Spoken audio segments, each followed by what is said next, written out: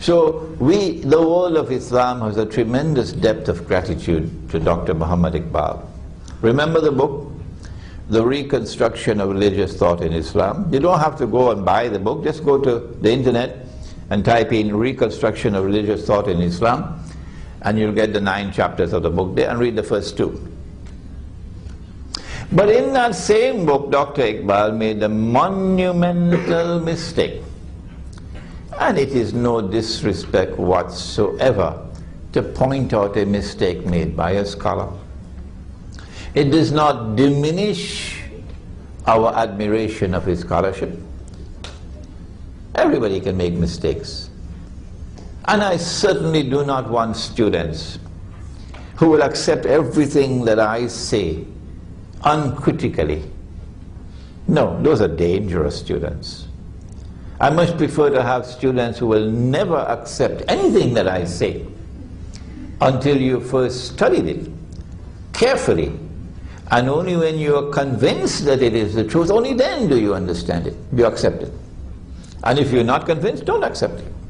Iqbal declared, while commenting on the events in Turkey, the collapse of the Ottoman Islamic Empire and its replacement in 1924 with the secular state of Turkey, he commented on what he calls the admirable Turkish ijtihad, that the Republican state can function as a substitute for the Khilafah. He never made a bigger mistake in his whole life. And because of that mistake that Iqbal made, so many have since then been misguided in accepting the modern secular state and accepting the system of elections of the modern secular state to form a government that will preside over the shirk. We now have even Islamic parties. I gather you have one right here in Malaysia. And you have them in Tunisia. You have them in Egypt.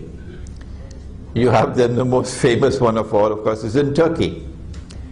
And these Islamic parties believe that you can register the Islamic movement as a political party under the constitution of the secular state, and then fight in elections like everybody else fights in elections. And if you win the elections and you take power, then you have a gradual movement, you know. You allow the alcohol for some time and allow the nightclubs and so on for some time, because you don't want to rock the boat, do you? Until eventually, incrementally, you'll be able to somehow, with a philosophy called abracadabra, bring Islam. Where is Islamic scholarship today? Is this the Sunnah? That you walk the road of shirk to bring Islam? Mine has been a voice crying in the wilderness for a long, long time.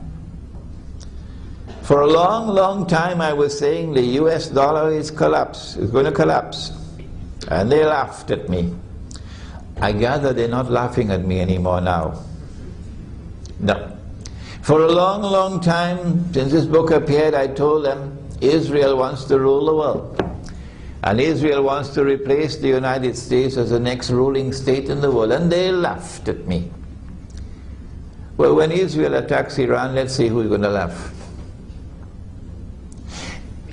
The Western world, with the mastermind being Dajjal, they needed an international organization that will bring all these secular states, all these republican states under one umbrella. And once you embrace them under one umbrella, you are able to now control them all. And you are on your way to world government, one world government. They started the process with something called the League of Nations, which had its headquarters in Geneva, the city where I studied international relations, Geneva. But then the League of Nations collapsed because the United States refused to enter the League of Nations. And then came the Second World War. And when the Second World War was concluding, they gathered the victors in San Francisco, was it San Francisco? To establish the United Nations organization. This was 1944, I believe.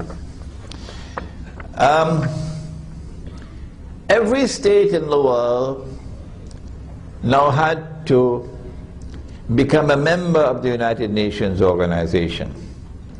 And if you refuse to become a member of the United Nations organization, you're in plenty trouble. They will take action against you and punish you and punish you and punish you. I don't know how much you know about your history, or when Malaysia was born. You're too young. And Sukarno, Ahmad Sukarno, out of anger, because he felt this was a British imperial creation, took Indonesia out of the UN. Did you know that? But it didn't survive for long, and Indonesia had to go back into the UN. To the best of my knowledge, the only state which stayed out of the UN for a long, long time and was not punished was Switzerland. But after Switzerland had done the work that Switzerland knew that it has done, I have no need to tell you what it was, it then became necessary for Switzerland as well to join the United Nations organization.